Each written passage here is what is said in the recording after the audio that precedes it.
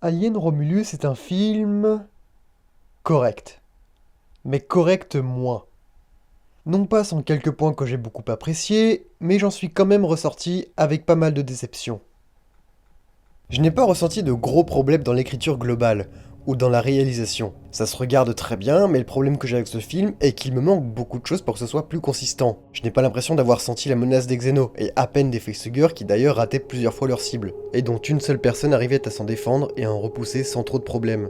Dans Aliens 2, il a fallu plusieurs Marines pour aider Ripley à enlever la créature agrippée à son cou. Là, on pouvait vraiment palper à quel point le facehugger était puissant. Et puis il y a eu tout le marketing avec une communication désastreuse avant sa sortie. Enfin, en vrai, la com est bonne. Ils ont fait des trucs trop cool, mais ont par contre donné trop de mini-teasers pendant les dernières semaines d'attente, jusqu'au point de spoiler et de confirmer toutes les théories qu'on a eues. Coucou la NECA qui sort son set avec le Big Chap, qui confirme notre première théorie sur le retour des Xénos avant même d'avoir eu une image du film. Pour la première fois, toutes mes théories et prédictions des bandes annonces qu'on a vues étaient très proches du produit final. Du coup, j'y suis allé sans m'attendre à la moindre surprise. Vous allez me dire de m'abstenir à me spoiler comme ça? Oui, vous auriez raison. Sauf que je prends le film dans sa globalité, avec toute sa communication et son marketing. Aujourd'hui, ça fait partie d'un tout. Et on verra ça lorsqu'on abordera Alien Covenant. Et le peu de surprise qu'il y a eu m'a simplement dérangé parce que c'était du déjà vu. Je le préviens ici avant de rentrer dans les spoilers, mais seules les séquences avec la gravité zéro sont ce qu'il y a de nouveau. Du moins, ce sont les seules séquences qui montrent véritablement quelque chose de nouveau dans la saga. Et même lorsqu'ils font revenir des anciens éléments, c'est pour ne rien faire avec. C'est juste là, pour être là.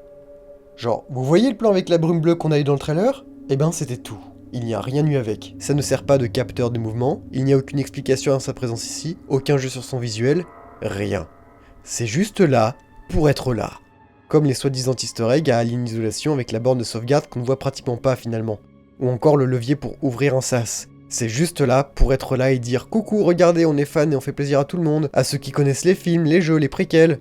Et alors? Pourquoi tu insistes tant sur cet élément? Je m'attendais à ce qu'il revienne, pour créer un moment de tension comme dans le jeu à la limite, où on a peur du bruit que ça peut faire et du temps d'ouverture que ça peut prendre. Non, c'est juste là, pour faire un clin d'œil. Alors ok, ça sert l'immersion, mais on connaît déjà tout ça. Pourquoi pas nous montrer des nouvelles choses comme le scanner à rayon X là, qui est une superbe idée, ou encore mieux avec l'imprimante 3D à facehugger, c'est ça qu'on veut.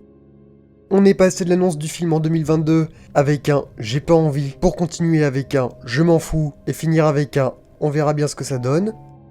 C'est fou comment dès le début j'y croyais pas. Bon allez, reprenons doucement et gentiment. Les effets spéciaux sont très réussis, je pense notamment au décor dans l'espace qui rentre super bien. Tout est bien cadré et composé, ça donne de superbes images avec la ceinture d'astéroïdes de la planète. La même pour les décors réels qui sont très bien faits. Dans le côté effet pratique, c'est aussi réussi dans l'ensemble. Je vais revenir dessus parce que oui, tout n'est pas du tout parfait sur ça.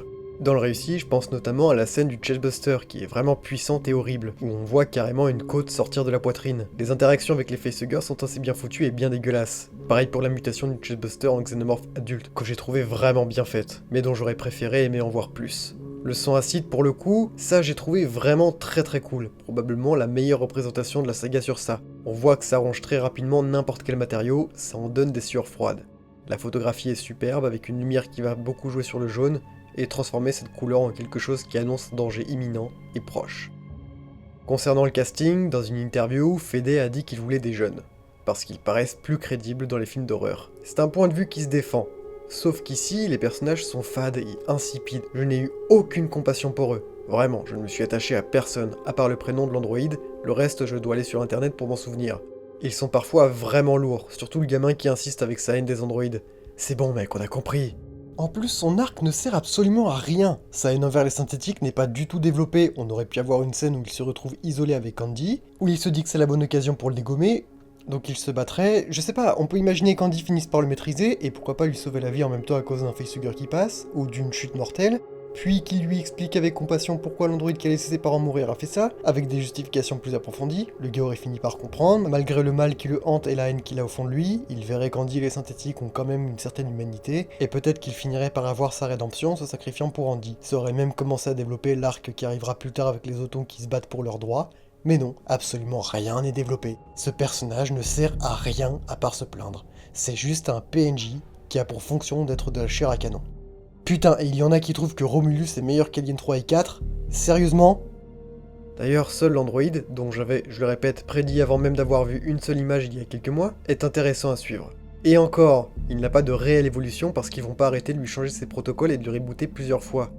Donc sa manière de faire, de penser ou d'évoluer va toujours lui être contrôlée par Rain, qui lui insère ou enlève des genres d'éclats d'androïdes qui vont lui changer ses directives. C'est tellement dommage, dans l'intro il avait l'air tellement intéressant et attachant, du coup, aucune humanité ne lui est proprement développée. Reste que ça prouve une nouvelle fois que les androïdes sont les meilleurs personnages de la saga.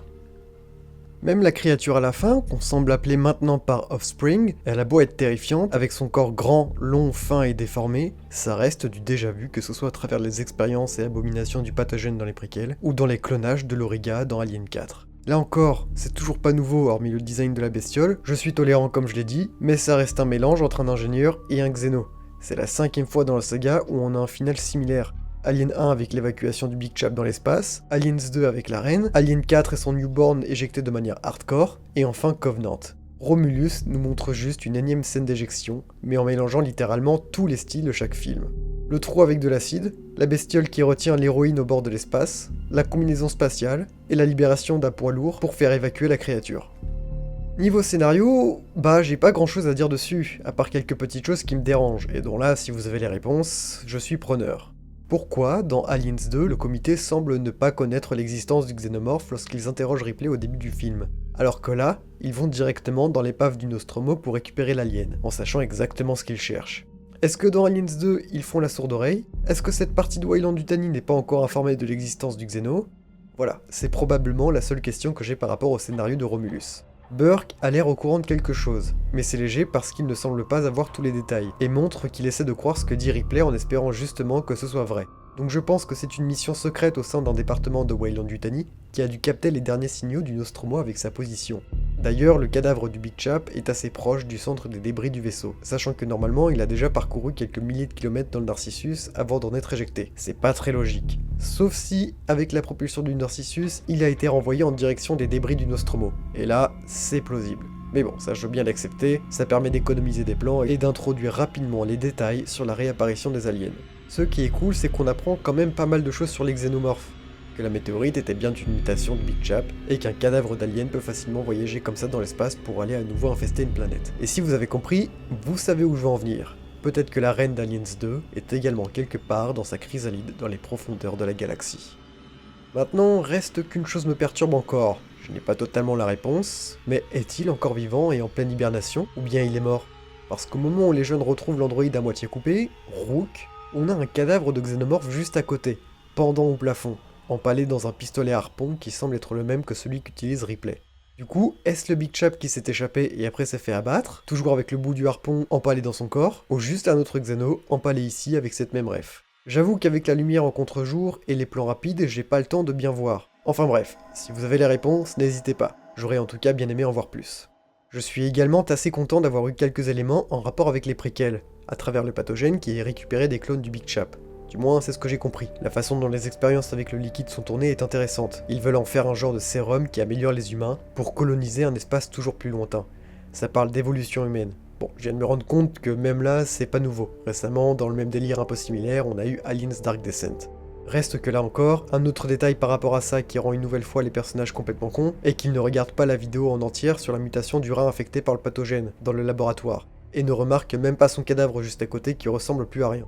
Ils vont croire aveuglément un androïde à moitié coupé, qui a participé à la résurrection de la plus dangereuse forme de vie de leur univers? Ça c'est fou ça quand même! Du coup les débilus songent à injecter le sérum du pathogène sur la nana qui est grièvement blessée pour la sauver de sa blessure mortelle, sauf que finalement non parce qu'ils ne savent pas exactement ce que ça peut faire, mais la nana en question décide de se l'injecter elle-même plus tard, ce qui va justement donner la nouvelle abomination à la fin du film façon Alien 4. Et les gens s'insurgent sur la débilité des personnages de Prometheus. Mais pour moi la pire chose était Rook, un androïde, avec le visage de Ian Holm. C'était complètement inutile et ça n'apportait rien. Il était là uniquement pour nous cracher de temps en temps du lore à la gueule comme des vaches à lait pour essayer d'approfondir des choses qui ne servaient à rien, et qui ne faisaient absolument rien avancer dans l'histoire, ou l'intrigue.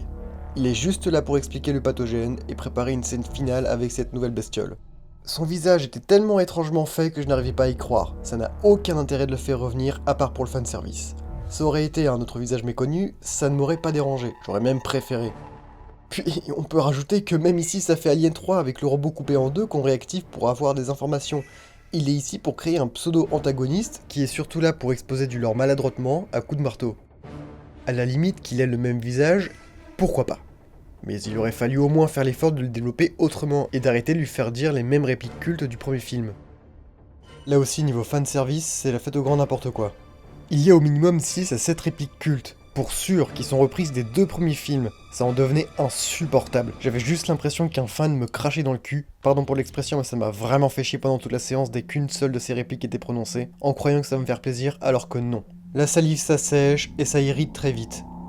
J'avais l'impression qu'Alvarez nous parlait directement à travers le film en mode « Hey, t'as vu, je suis fan d'Alien aussi !» Et puis il n'y a pas que les répliques, hein, on peut même s'amuser à comparer certains plans identiques avec les anciens films. Je m'en branle, mec! Arrête de faire du fanservice et fais avancer l'histoire! Propose des nouvelles choses! Je reprends l'exemple de The Predator. Il est pas bon, ok, mais lui avait tenté d'avoir sa propre personnalité avec une progression dans le lore. Pareil pour les préquels. Ils ne sont pas aimés par la majorité, mais ont leur personnalité, et ont eux aussi une grosse extension dans le lore. Fede voulait en faire trop. Ou pas assez. Et c'est ça le problème. Trop pour faire plaisir à tout le monde mais qui au final nous donne un film sans personnalité, et pas assez parce que ça gratte à peine la surface du lore que le film nous propose. D'ailleurs, on n'a presque aucun lien entre le mythe de Romulus et Rémus avec les expériences dans la station Renaissance par exemple. J'ai trouvé quelque chose mais c'est vraiment tiré par les cheveux. Je vais vous le lire. Pour les scientifiques, le mythe ne sert pas qu'à faire joli. Il illustre avant tout leurs ambitions, à savoir se nourrir d'un autre organisme pour évoluer et créer un nouvel âge d'or de l'humanité. Une sorte de Rome de l'espace prospère pour régler les problèmes des colonies en déclin. À la limite, bon ok, on peut faire le parallèle entre les deux androïdes, Rook et Andy, ça peut fonctionner sur ce point de vue. Même dans les séquences d'Exeno, ils continuent à vouloir les mettre dans le noir, dans de la fumée, soit en gros plan, ou éloignés dans le flou, et même dans des plans rapides. Putain, mais quand vous comprendrez qu'on connaît déjà la créature par cœur? Ça sert plus à rien de nous la cacher. Et encore, même dans le premier film, les plans sur elle sont terrifiants, alors qu'on nous donne vraiment le temps qu'il faut pour l'admirer dans certaines séquences plus posées. Là, on comprend presque rien. On a même un genre de Xéno principal, le premier qu'on voit du film, de la naissance à la mort, celui dont l'autre gars insupportable essaie de taser dans son cocon et que celui scarifie le crâne. Je pense d'ailleurs que les étincelles qu'on voit à la fin sont surtout des résidus du taser pour le reconnaître. C'est pas pour montrer un genre de Xéno cyborg, hein. Et ben en fait, on ne le revoit pratiquement pas de tout le film après qu'il soit né. On va le retrouver juste là lorsqu'il rattrape l'héroïne, mais pas le temps de l'examiner ou de le développer, on comprend à peine ce qu'il se passe qu'il crève. Je voulais développer ça, moi! Comprendre comment un Xéno pourrait avoir une rancœur personnelle envers une proie, ça pourrait être intéressant, surtout que justement, il la rattrape pour sauver Reign de la chute, pour ensuite la défoncer. J'avais vraiment pensé que ça aurait pu être comme une tentative de créer un Xénomorphe récurrent, à la manière de numéro 6, du Grid ou de Monica. Ça aurait été très cool. Mais non, rien. On ne le voit plus de tout le film. Parfois, le film essaie de développer des choses intéressantes mais ne prend pas son temps. C'est un de ses plus gros problèmes. Comme la technologie qui imprime les facehuggers en 3D, qui aurait dû revenir dans une scène où on peut imaginer un des mecs renfermé dans une partie du labo avec quelques machines d'impression 3D, et qu'on voit Rook vouloir tenter d'éliminer personnellement un par un les membres de l'équipe qu'il trouve inutiles en démarrant une impression d'un facehugger. Vous imaginez un peu la tension que ça aurait pu donner? Et la nouveauté de dingue? Ça aurait été du vrai développement. C'est super intéressant, dans l'air du temps, franchement pas con, mais c'est juste posé ici. Ce n'est pas développé plus que ça. D'ailleurs, je trouve les facehuggers un peu trop présents, mais ça n'engage que moi. Continuons avec quelques mots avec les créatures et les animatroniques. Les facehuggers ont une vision thermique et se dirigent au son? What the fuck? Ok, je veux bien l'accepter, ça a toujours été un certain mystère, mais ok, pourquoi pas. Ça peut apporter quelques scènes intéressantes. Ce nouvel élément qu'on nous donne sur ces petites saloperies sert à créer une tension sur la scène où les mecs doivent passer sans faire de bruit, sans stresser, sans ne laisser passer aucune émotion au milieu des facehuggers, sauf que c'est raté. Parler à voix basse à côté d'eux, ou même être surpris par une interférence de Tolkien en plein silence à quelques centimètres à peine des créatures, n'excite même pas un seul facehugger. C'est sérieux là? À quoi ça nous sert d'avoir ces infos-là si dans la même scène 2 minutes plus tard ils transgressent la règle et ne leur arrive rien? Ils ont carrément le temps de se barrer d'ici. Non seulement la scène est ratée, pour moi, mais les animatroniques aussi. Contrairement aux scènes précédentes où ils étaient en totale furie, là on sent qu'ils sont limités. J'ai failli rire à quelques moments. L'autre là, ça se voit qu'il roule au sol, et ici ça bouge à peine une patte. Alors oui, le travail de texture est ultra bien fait et convaincant, mais le mouvement des facehuggers dans cette scène, c'est niette pour moi. Pareil pour les Xénos en eux-mêmes, parfois on voit qu'ils ont des mouvements hyper mécaniques dans leurs doigts. Ils bougent vraiment très peu, on a d'ailleurs rarement des plans d'ensemble sur les aliens. Je pense que c'est pour cacher à quel point ils sont limités dans leurs mouvements, à cause de la lourdeur de la machinerie. Je suis d'accord pour utiliser les animatroniques en gros plan, mais à un moment faut juste avouer que les images de synthèse c'est supérieur. À plusieurs reprises, j'ai senti de la lourdeur et de la limitation dans leurs mouvements. Ok, c'est palpable, ils sont très réalistes et sont satisfaisants. Mais je n'ai jamais senti à leur égard une once de dangerosité, puisque je voyais trop la machinerie qui les empêchait d'être mobiles et rapides. Très sincèrement, je trouve le Xeno du Nostromo tellement plus convaincant et libre de ses mouvements. Même dans Aliens 2, les aliens ont l'air incroyablement plus rapides et dangereux qu'ici. Alors, je sais que je dois exagérer. Donc oui, je vais quand même vous rassurer en disant que même avec ce reproche personnel, il reste très bien fait et impressionnant à l'image.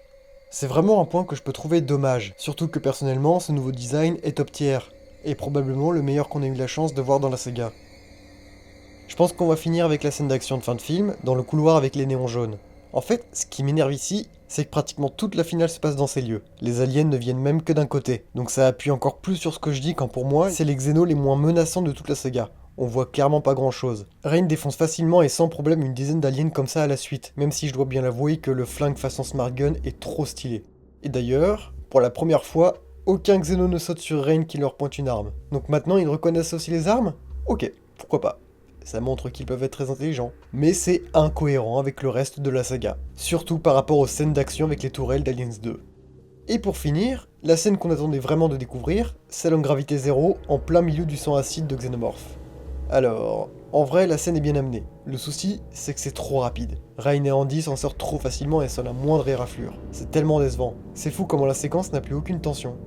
Romulus, sous ses airs de grand hommage à la saga, contient quand même de très bonnes idées de mise en scène et de très bonnes idées tout court. Mais tellement sous-exploité pour s'attarder dessus, et relever vraiment ses points comme étant pertinents. Je m'attendais pas à le dire, mais... Bordel. Prey est un meilleur reboot que Romulus. Et de loin. Alors voilà, je vais quand même me relâcher et avouer que j'ai passé un moment correct devant Alien Romulus. Mais j'espère que le prochain, puisque Scott a annoncé qu'il était partant pour qu'Alvarez nous ponde d'autres films de la saga, soit meilleur que cet opus. Faut arrêter de dire que le fanservice c'est bien. Je ne paie pas ma place de ciné pour des choses que j'ai déjà vues 1000 fois avec les films précédents et qui fonctionnaient déjà. Je veux voir du neuf. Ça me dérange pas d'avoir quelques rêves, mais des rêves qui font avancer l'histoire, c'est mieux. Là, le pathogène, aussi content que je sois de le revoir, n'a servi à rien, à part raccrocher les wagons pour faire plaisir et créer un final qu'on voit venir de super loin. Alien est une saga qui m'est personnellement très chère. Et on ne peut pas se permettre de baisser nos critères de qualité et d'attente, juste pour avoir plus de contenu, au risque de perdre en unicité. Et que le Xenomorph se transforme en vache à lait, à la manière du MCU, comme sait si bien faire Disney.